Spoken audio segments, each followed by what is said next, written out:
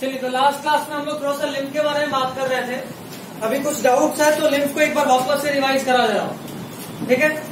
Lymph blood से different नहीं था, लिम्फ ब्लड का ही एक पार्ट था। अगर ब्लड कैपिलरी से कुछ पार्टिकल, किसको छोड़कर, आरबीसी और कुछ प्रोटीन को छोड़कर जो भी कुछ बाहर निकलता है उसी को लिम्फ बोलते थे, ठीक। चलिए वापस से देखिए एक बार, ये ब्लड वेसल्स हैं। ब्लड वेसल में नॉर्मली ब्लड आ रहा होता है, ठीक है। अभी ये ब्लड हर एक सेल तक पहुंच पाएगा क्या? अगर हम ब्लड वेसल के थ्रू पहुंचाना चाहें तो इज इट पॉसिबल कि ये ब्लड हर एक सेल तक पहुंच जाए? तो no, it is impossible. Why is this impossible? तो दिस इज इम्पॉसिबल बिकॉज कि ये जो सेल का टिश्यू बना हुआ है, ये जो कैपिलरीज है, ये बड़ा है और जिस सेल के अंदर ब्लड पहुंचाना है वो छोटा है। मतलब ये कि ये दरवाजा छोटा है और जिस पाइप के थ्रू पानी लाना है वो इससे बड़ा है। तो अगर पाइप इस दरवाजे से बड़ा होगा तो क्या वो पाइप इस रूम के अंदर आ सकता है? नो। तो उसी तरह से ये ब्लड वेसल हर एक सेल तक ब्लड डायरेक्टली नहीं पहुंचा सकता। क्लियर और नॉट? ठीक है, आगे देखो। अगर मान लो इस बड़े से पाइपलाइन से इस रूम के अंदर वाटर डायरेक्टली नहीं ला सकते, तो एक तरीका ये है कि हम गेट के पास पानी को बहा दें और पानी पैसिवली बहता हुआ इस पूरे रूम को भिगा दें। दिस इज पॉसिबल ना? एक्चुअली कुछ ऐसा ही होता है। और इस ब्लड वेसल से जो ब्लड आया था, इन ब्लड वेसल के बीच में थोड़ा थोड़ा सा पोर्स होता है, ठीक है। इन पोर्स से होते हुए आरबीसी और कुछ प्रोटीन को छोड़कर बाकी सारा पार्टिकल ब्लड का बाहर निकल जाता है, ठीक है। किसको किसको छोड़कर? आरबीसी और प्रोटीन को छोड़कर बाकी कुछ जो कुछ भी ब्लड में है वो बाहर निकल आता है। और बाहर आकर कहां पहुंच गया? सेल्स के आसपास चारों तरफ। ये जो चीज बाहर आया इसमें सारा न्यूट्रिएंट्स था, सारे के सारे न्यूट्रिएंट्स थे। तो जो भी न्यूट्रिएंट्स ब्लड को सेल तक पहुंचाना था पहुंचेगा, बिल्कुल पहुंचेगा, ठीक है।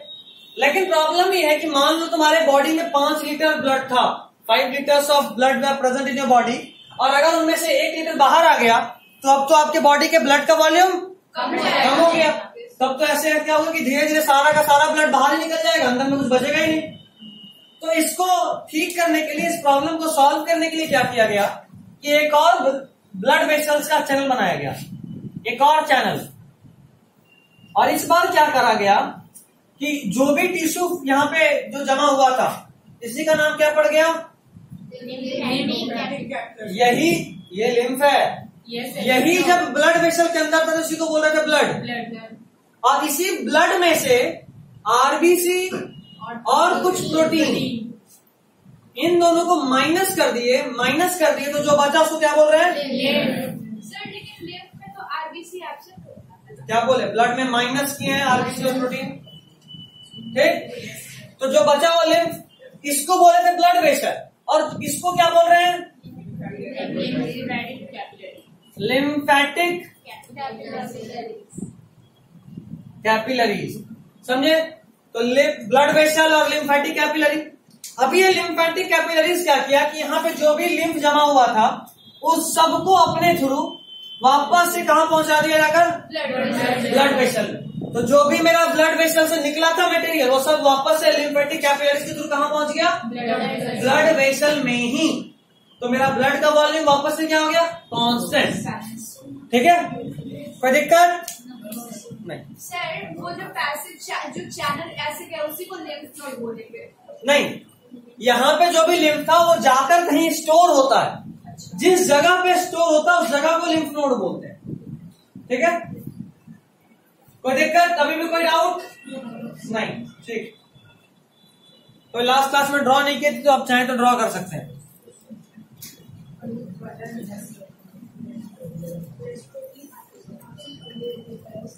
नेक्स्ट स्टेज की मुझे लग रहा है अब है जाइलम फ्लोएम।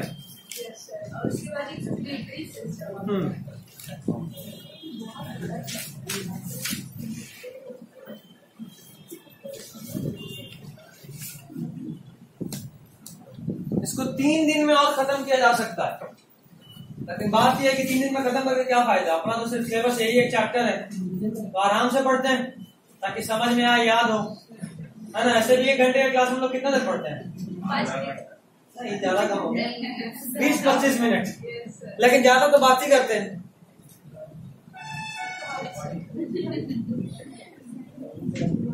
मिटाऊं? ये कोई बना भी रहा है? बना ले। नहीं दिक्कत होगा।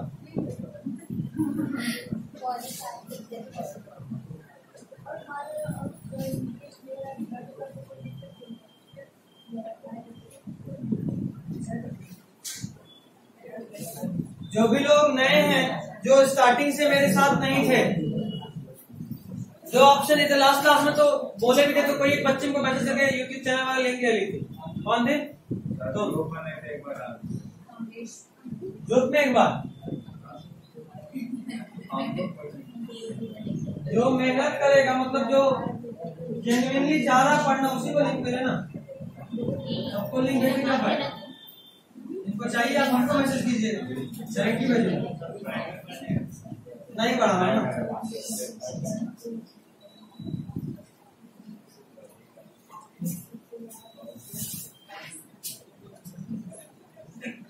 तुम देखिए कुछ वीडियो, कहाँ तक देखिए, कितना देखिए?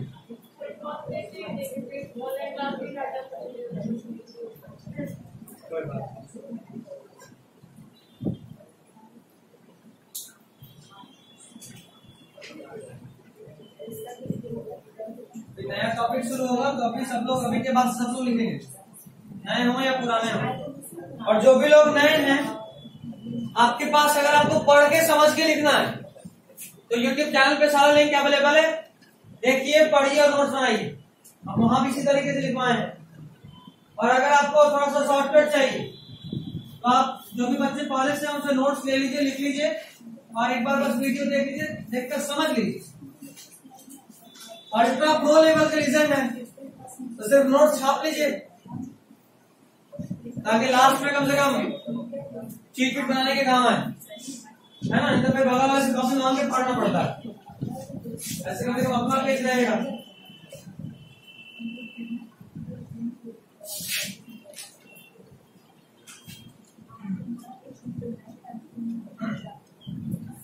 बढ़ो आगे। डालिए हेडिंग ट्रांसपोर्टेशन इन प्लांट्स, सब लोग हेडिंग डालिए, transportation in plants, transportation in plants.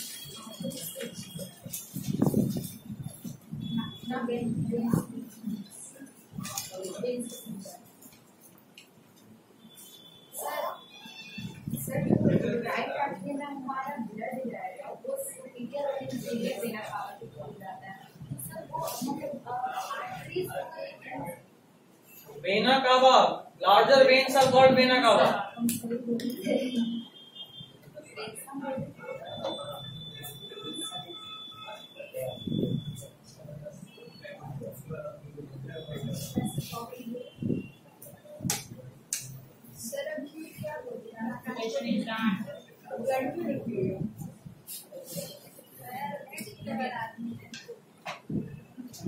Sir जो पीडीएफ दिए थे उसका फोटो अच्छे से नहीं आया था। कोई एक पेज में शायद प्रॉब्लम, पूरा देखे भी नहीं, बहुत ज्यादा हम देखे भी नहीं। सैटरडे को उनको काम है उसका, फिर से जो लगेगा ब्लर है उसको फिर से भेज देना। हमको काम सैटरडे को है, आप बोल दीजिए तो पूरा ही दोबारा बना दे। तो काम सैटरडे को है, लास्ट सैटरडे को काम था, अब अगले सैटरडे। देखो हमारे बॉडी में ऑक्सीजन, कार्बन डाइऑक्साइड, फूड या हमारे बॉडी के ऑर्गन्स को जिन भी चीजों का जरूरत है, उन सभी के ट्रांसपोर्ट के लिए एक अलग ट्रांसपोर्टेशन सिस्टम बना, सर्कुलेटरी सिस्टम बना। वैसा ही कुछ प्लांट में उतना स्पेशलाइज तो नहीं होता, बट होता है। प्लांट में भी फूड और वाटर के ट्रांसपोर्ट के लिए अलग अलग स्ट्रक्चर्स अवेलेबल होते हैं, जैसे जाइलम और फ्लोएम। एक्चुअली में आप क्लास 9th में तो एक चैप्टर पढ़े ही नहीं, क्लासिफिकेशन वाला। अगर पढ़े होते तो हम आपको बताते कि प्लांट, या आप जान चुके होते शायद अब तक, कि प्लांट को अगर हम और क्लासिफाई करें तो उसमें 5 ग्रुप होता है। प्लांट में कितना ग्रुप? 5। पहला ग्रुप का नाम है थैलोफाइटा। क्या नाम है? थैलोफाइटा, जिसमें एल्गी ये सब आता है। ठीक है। दूसरा ग्रुप का नाम है ब्रायोफाइटा।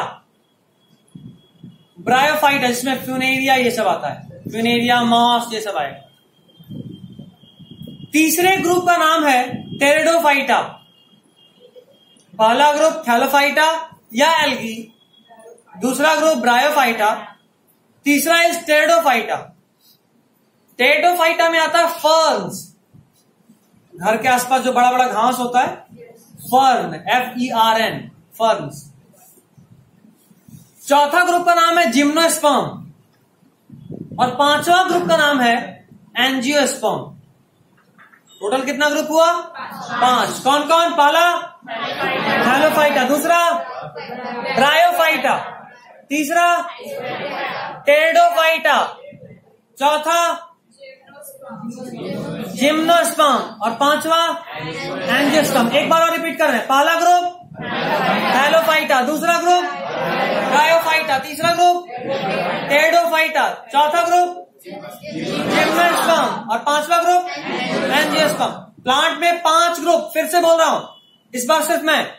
सबसे पहला थैलोफाइटा, ये एक ऐसा प्लांट का ग्रुप है जहां ना तो स्टेम, ना लीफ, ना रूट, कुछ भी नहीं होता, सिर्फ सेल का मास है, सिर्फ सेल का मास है, कोई डिफरेंशिएशन नहीं। Differentiation means specialization, differentiation means specialization. तो पहला ग्रुप थैलोफाइटा, सिर्फ सेल का मास है, कुछ भी नहीं है वहां। दूसरा ग्रुप ब्रायोफाइटा, यहां ट्रू स्टेम, रूट या लीफ तो नहीं है, but leaf like, stem like और रूट लाइक स्ट्रक्चर है। मतलब ये कि पत्ता नहीं है लेकिन पत्ते जैसा कुछ तो है, स्टेम नहीं है लेकिन स्टेम जैसा कुछ तो है, रूट नहीं है लेकिन रूट जैसा कुछ तो है। मतलब थैलोफाइटा से थोड़ा और डेवलप। वापस से, थैलोफाइटा में कुछ नहीं था, टोटल अनडिफरेंशिएटेड बॉडी, कुछ भी नहीं, सिर्फ सेल का मास था। ठीक। दूसरा ब्रायोफाइटा, यहां थोड़ा सा स्पेशलाइजेशन हुआ है, यहां रूट, स्टेम, लीफ तो यहां भी नहीं आया, लेकिन रूट लाइक, स्टेम लाइक और लीफ लाइक स्ट्रक्चर आ चुका है। ठीक, ठीक ना। तीसरा टेरिडोफाइटा, थैलोफाइटा में कुछ नहीं, ब्रायोफाइटा में लीफ, रूट और स्टेम लाइक स्ट्रक्चर आया, टेरिडोफाइटा में पहली बार स्टेम, रूट और लीफ आया, पहली बार। लेकिन ये एडवांस फॉर्म का नहीं था, बहुत छोटा छोटा वीक प्लांट होता था, ये सब एडवांस कुछ नहीं था। ठीक, मतलब इनके लीफ में क्लोरोप्लास्ट ऐसा कुछ नहीं था, समझे बात? बहुत ही प्रिमिटिव टाइप का लीफ था। यहां खास बात यह था कि यहां पहली बार वाटर कंडक्टिंग टिश्यू आया था, पहली बार वाटर कंडक्टिंग टिश्यू आया। ठीक। फिर आया जिम्नोस्पर्म। जिम्नोस्पर्म बहुत हद तक डेवलप हो चुका था, यहां पे प्लांट सीड बनाना शुरू कर दिए थे। उसके पहले मतलब थैलोफाइटा, ब्रायोफाइटा और टेरिडोफाइटा में सीड नहीं था। थैलोफाइटा, ब्रायोफाइटा और टेरिडोफाइटा में सीड नहीं था। जिम्नोस्पर्म में पहली बार सीड आया, लेकिन वो सीड नेकेड था। नेकेड मतलब ढका हुआ नहीं होता। अब इस सीड ढका हुआ नहीं होने का मतलब क्या? ऐसा थोड़ा ना सीड बना के उसको एकदम मस्त रैपिंग करके बेच रहे हैं मार्केट में। सीड का ढका होने का मतलब ये कि सीड फ्रूट के अंदर है या नहीं है। जैसे आम का पेड़ देखे, ठीक, आम भी देखे होगे, आम खाए भी होगे, खाए तो अंदर में बीज भी मिला होगा। ये जो अंदर का बीज है वो चारों तरफ से पल्प से ढका हुआ है, इसको बोलेंगे कवर्ड सीड। कैसा सीड? Covered seed. चलिए दूसरी तरफ बात करते हैं, एक ऐसे सीड का जो ढका हुआ ही नहीं है, जैसे कोकोनट। कोकोनट के ऊपर कुछ होता है क्या? नहीं होता, अटा कुछ। कवर्ड सीड का मतलब क्या और अनकवर्ड सीड का मतलब क्या? तो जिम्नोस्पर्म में सीड तो आ गया था लेकिन वो अनकवर्ड था, मतलब नेकेड था। ठीक। जिम्नोस्पर्म का एग्जांपल तो पाइन, सेड्रस, देवदार, इस तरह का जो भी ट्री होता है ये सब कैसा था? जिम्नोस्पर्म। फिर इन सबसे डेवलप्ड आज जो हमारा सबसे कॉमन प्लांट है वो आया जिसका ग्रुप था एंजियोस्पर्म। ठीक है, मोस्ट एडवांस्ड प्लांट का ग्रुप का नाम क्या है? एंजियोस्पर्म। उसी तरह मोस्ट एडवांस्ड एनिमल का ग्रुप का नाम गाइनोस्पर्म। एनिमल बोला वर्टिब्राटा, वर्टिब्रेट्स। वर्टिब्रेट्स में भी बेस्ट कौन डेवलप्ड है? तो मैमल्स। कौन? मैमल्स। प्लांट में सबसे अधिक एंजियोस्पर्म। पूछे एंजियोस्पर्म भी दो तरह का होता है, कौन कौन? मोनोकॉट और डाइकॉट। नाम तो सुने ही होंगे। मोनोकॉट किसको बोलते हैं? ये मैं बताया हूं आपको लाइव क्लास में। मोनोकॉट और डाइकॉट। सिंगल कॉटिलेडन वैसा सीड जिसको नॉर्मली कोशिश करने पे दो इक्वल पार्ट में नहीं बटे, उस सीड को बोलते हैं मोनोकॉट। और वैसा सीड जिसको नॉर्मली कोशिश करके हम दो इक्वल पार्ट में ब्रेक कर सकते हैं, उसको क्या बोलते हैं? डाइकॉट। आप सभी लोग चावल देखे ही होंगे, खाए भी हैं। तो कच्चा चावल को दो इक्वल पार्ट में ब्रेक करने की कोशिश करोगे तो जरूरी नहीं हो जाए, है ना।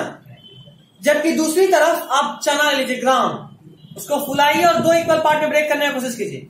जैसे ही आप सीड को हटाओगे वो खुद ब खुद दो इक्वल पार्ट में ही होगा, करना भी नहीं पड़ेगा। तो जो दो इक्वल पार्ट में मतलब दो कॉटिलेडन है उसमें, उसको बोलेंगे डाई कॉटिलेडन। और राइस, चावल, चावल का दाना में दो कॉटिलेडन नहीं होता है, सिर्फ एक कॉटिलेडन होता है और इसको बोलते हैं मोनोकॉट। मोनो मतलब एक, कॉट मतलब कॉटिलेडन। आटा? Yes sir. पक्का ना? सर चावल के अलावा कोई एग्जांपल दीजिए। बहुत सारा है। बीज भी हो सकता है क्या? कोकोनट होगा सर? बिल्कुल होगा। बस एक होता है ना। वहां से दो इक्वल पार्ट आराम से बन जाएगा तोड़ने पे। उसको फुलाओ, देखो फिर। मूंगफली बिल्कुल डाइकॉट है, बिल्कुल डाइकॉट है। छिलका हटाओ, दो इक्वल पार्ट में बढ़ जाएगा, है ना। नहीं, डाइकॉट है, मूंगफली डाइकॉट है। तो जो सबसे most advanced group of plant था कौन सा? एंजियोस्पर्म। ये एंजियोस्पर्म में वाटर कंडक्शन के लिए एक स्पेशल तरह के टिश्यू का डेवलपमेंट हुआ, उसका नाम था जाइलम। ठीक है, नाम क्या था उसका? जाइलम। ये वाटर कंडक्टिंग टिश्यू है।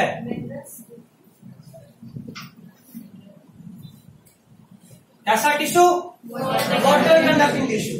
हायर प्लांट में वाटर और मिनरल कंडक्शन करने का काम किसका? जाइलम का। वाटर प्लस मिनरल भी कर दो और अच्छा लगेगा। ठीक है, जाइलम और फ्लोएम के बारे में डिटेल का क्लास 9 में पढ़े होंगे, एनिमल टिश्यूज वाले चैप्टर, है ना। तो जाइलम खुद भी 4 पार्ट से मिलकर बना है। Yes sir. जाइलम फाइबर्स का xylem parenchyma. First is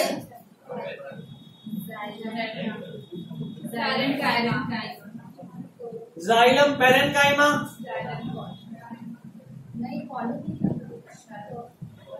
xylem fibre. अभी तुम लोग बताओ।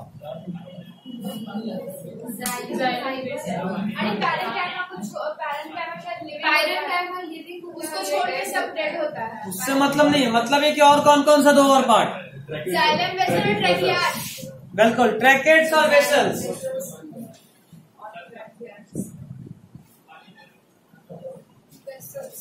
एक कॉम्पैनियन सेल था और फ्लोएम फाइबर था। ये 4 पार्ट होता है जाइलम में। जाइलम इन 4 पार्टों से मिलकर बना होता है, जिनमें से only xylem parenchyma is living while all the other 3 are dead. चलिए छापिए इतना। हाँ बस, ये सब 9th का टॉपिक हम रिवाइज करा रहा हूँ। सर एक बार डायग्राम बना दीजिएगा। नहीं जरूरत है, 9th का portion.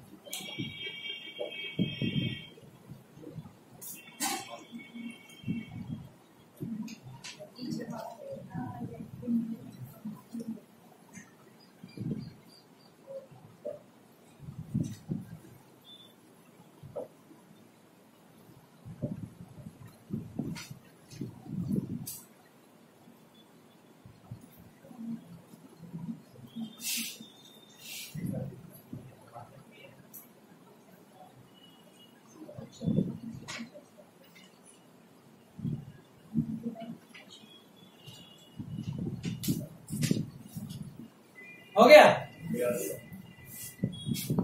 Next heading is phloem.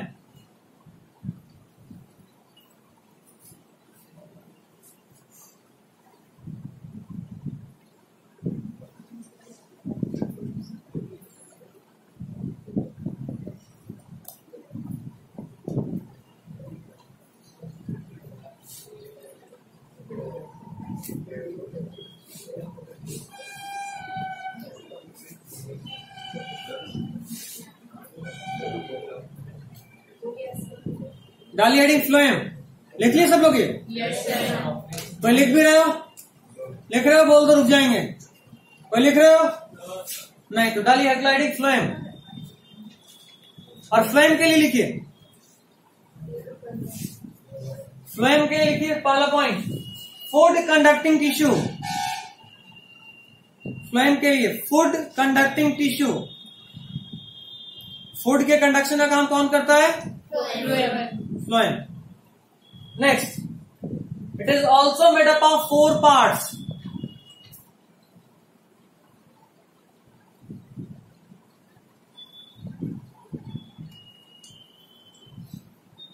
It is also made up of 4 parts. First, phloem parenchyma.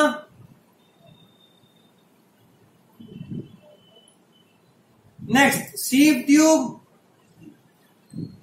It is made up of 4 parts. First, phloem parenchyma. Second, sieve tubes. S-E-I-V-E. Sieve tubes.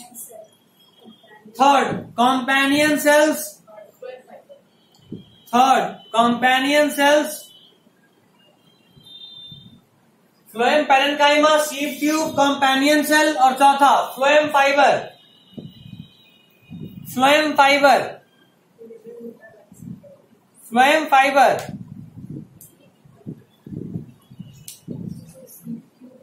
लिख लिए? लिखे? चलिए phloem fiber पे इस तरह से dash देकर लिखिए डेड। फ्लोएम फाइबर लास्ट वाला है। फ्लोएम फाइबर को लिखिएगा डेड और बाकी तीनों living. Phloem fibre is dead, बाकी तीनों इज लिविंग।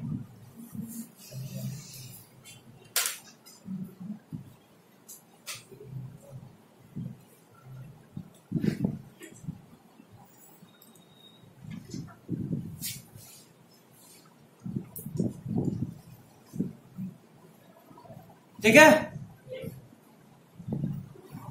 अब पॉइंट लिखना शुरू कीजिए। लिखिए the transport of soluble products, the transport of soluble products of photosynthesis, the transport of soluble products of photosynthesis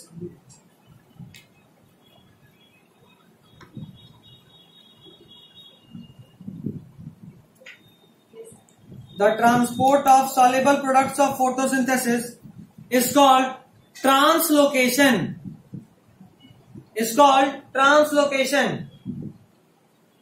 देखो 2 टर्म बोल रहा हूं, अभी सुनो जरा एक बार। 2 टर्म बोल रहा हूं।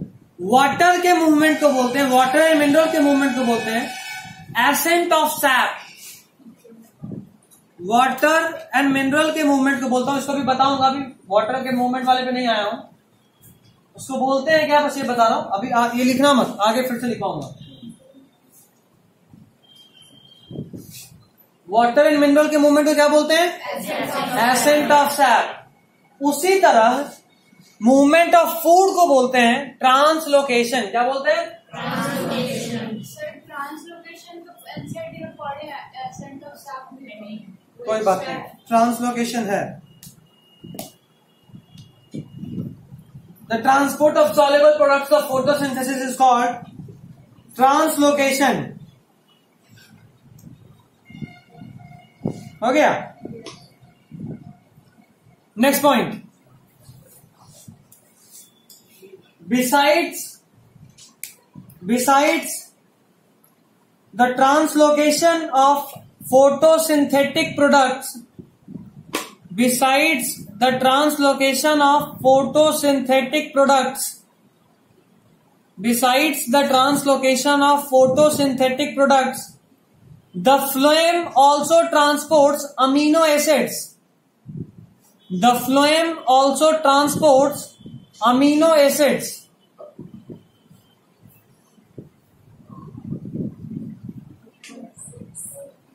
The phloem also transports amino acids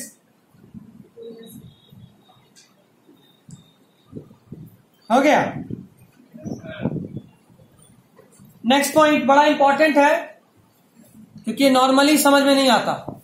लिखिएगा. The translocation of food and other substances. The translocation of food and other substances. The translocation of food and other substances takes place in the sieve tubes. Takes place in the sieve tubes with the help of adjacent companion cell. Takes place in the sieve tubes.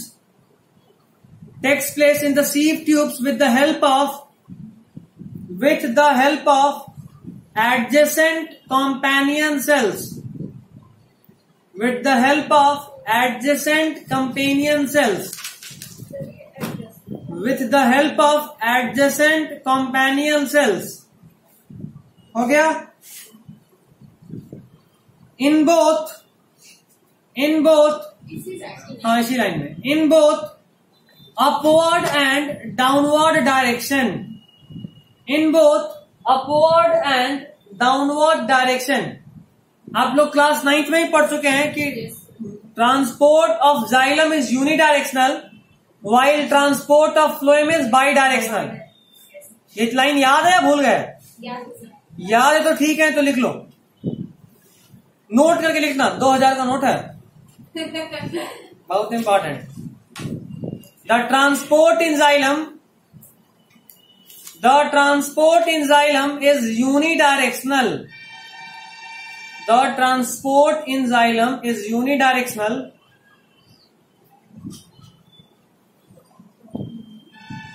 The transport in xylem is unidirectional while the transport in phloem is bidirectional.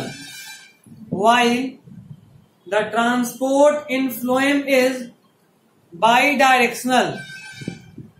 While the transport in phloem is bidirectional. कोई दिक्कत नहीं.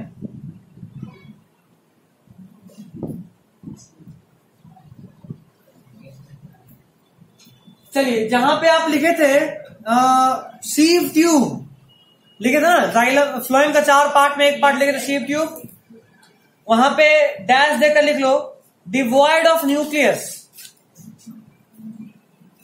जहां पे आप sieve tube लिखे थे वहां dash देकर लिख लीजिए डिवॉइड ऑफ न्यूक्लियस. जैसे यहां लिखे थे ना वैसे ही फ्लोएम में भी लिखे. सीव ट्यूब जहां लिखे थे वहां या तो इधर या इधर, जिधर भी स्पेस हो डैश देकर लिख लो डिवॉइड ऑफ न्यूक्लियस. ये भी 9th का पार्ट है बट अभी बता रहा हूं तो बता दिया वापस से. एक्चुअली सीव ट्यूब में न्यूक्लियस नहीं होता है. सीव ट्यूब में न्यूक्लियस नहीं होता. तो सीव ट्यूब को कंपेनियन सेल का न्यूक्लियस कंट्रोल करता है. कौन कंट्रोल करता है? कंपेनियन सेल का न्यूक्लियस कंट्रोल करता है. ठीक है.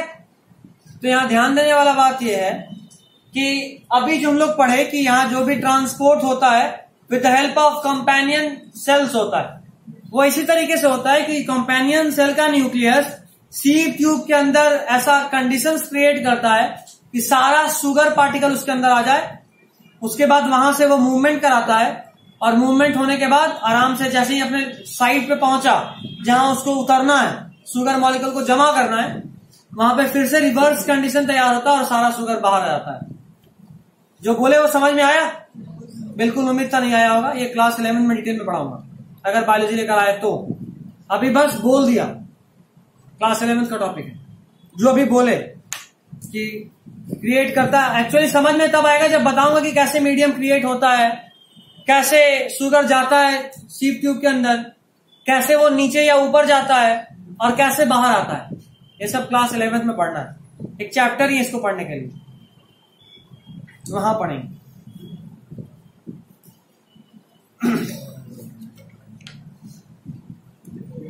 अच्छा, एक चीज और आया अभी कि भाई फ्लोएम में जो ट्रांसपोर्ट होता है वो बाई डायरेक्शनल होता है। तो किधर होता है भाई, बाई डायरेक्शनल किधर होता है, नीचे से ऊपर। ये तो समझ में आया। पानी भी नीचे से ऊपर जाता है, पानी रूट से लीफ की तरफ जाता है ना। Yes, sir. ये तो ठीक है। फूड लीफ में बना और नीचे आया रूट की तरफ, समझ में आता है। तो ऊपर से नीचे तो समझ में आ गया, नीचे से ऊपर कब जाएगा ये भी बताया हूं लाइव क्लास में, स्प्रिंग सीजन में। लिखिए, ऐसे सर लिखवाया था उस वक्त भी ना। No, sir. Underline पर बात. कोई नहीं तो लिख लो। Generally, the movement within the phloem is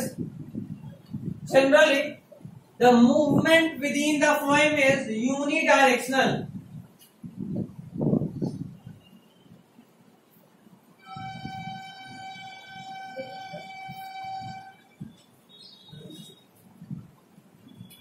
Generally, the movement within the phloem is unidirectional. Generally, movement within the phloem is unidirectional, but in spring season, it is bidirectional. But in spring season it is bidirectional. हो गया। Next point में लिखो, normally the food synthesized in the leaves, normally the food synthesized in the leaves, normally the food synthesized in the leaves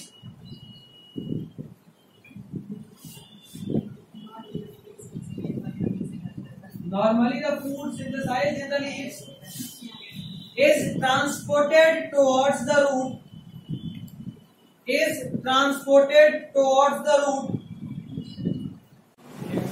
normally the food synthesized in the leaves is transported towards the root for storage in leucoplast.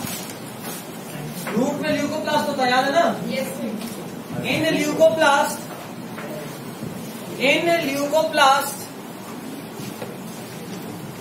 but in spring season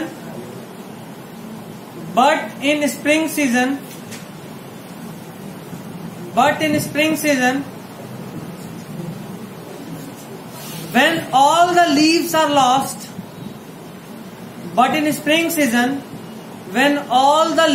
lost, पतझड़ में क्या होता है, spring नहीं autumn बोलेंगे रे, spring बोल दिया था,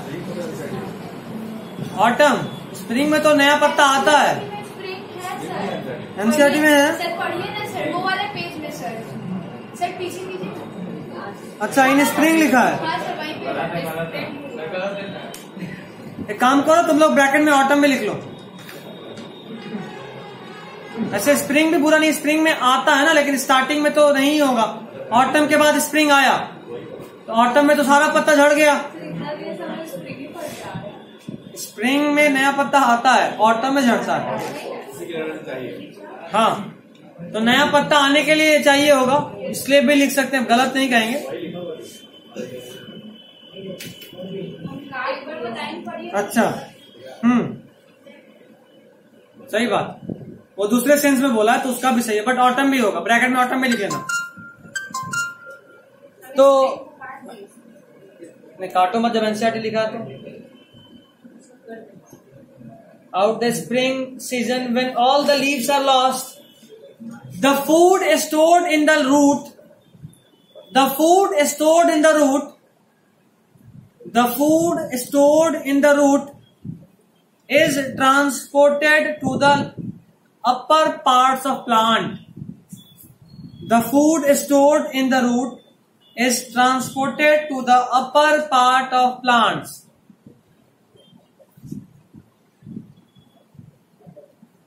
transported to the upper parts of plant. हो गया। चलिए अगला हेडिंग डालिए, ascent of sap. Ascent of sap,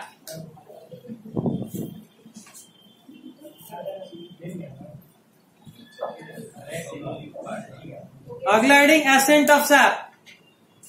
ठीक है, चलिए, this is all for today. Ascent of sap हम लोग अगले क्लास में करेंगे।